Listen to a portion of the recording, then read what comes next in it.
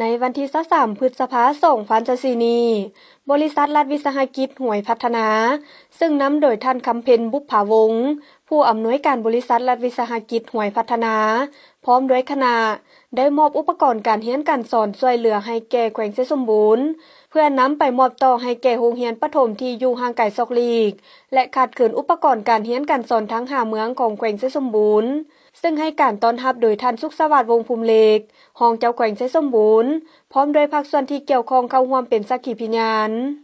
ในโอกาสนี้ท่านคำเพ็ญบุพภาวงศ์ได้ขึ้นกล่าวมอบเครื่องอย่างเป็นทางการ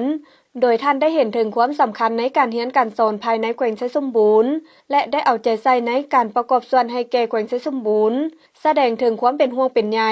ต่อลูกหลานที่เป็นนอแนงของชาติก็คือความก้าวหน้าของเขาเจ้าในอนาคตที่ได้นำเอาอุปกรณ์การเรียนการสอนไปนำใช้เข้าในเวียกงานการศึกษาการสิทธิสอนการทำเรียนของเด็กน้อยให้มีความสะดวกสบายว่องไวและเกิดประโยชน์สูงสุดซึ่งเครื่องที่นำมามอบในครั้งนี้ประกอบมีปืมบานตีบานเตคอมตั้งโต๊ะปรินเตอร์กระเตาะตานางกระเตาะและอื่นๆอีกจำนวนหนึ่งรวมมูลค่า297ล้านกีบมอบให้แก่แขวงไชยสมบูรณ์เพื่อนำไปมอบต่อให้แก่โรงเรียนประถมที่อยู่ห่างไกลซอกลีกและขาดเขินอุปกรณ์การเรียนการสอนทั้ง5เมืองของแขวงไชยสมบูรณ์พร้อมเดียวกันนั้น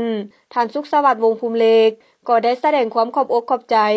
และรู้บุญคุณเป็นอย่างสูงต่อบริษัทรัฐวิสาหกิจห้วยพัฒนาที่มีความเป็นห่วงเป็นใยและได้นำเอาอุปกรณ์การเรียนการสอนมาช่วยเหลือและมอบให้ในครั้งนี้จากนั้น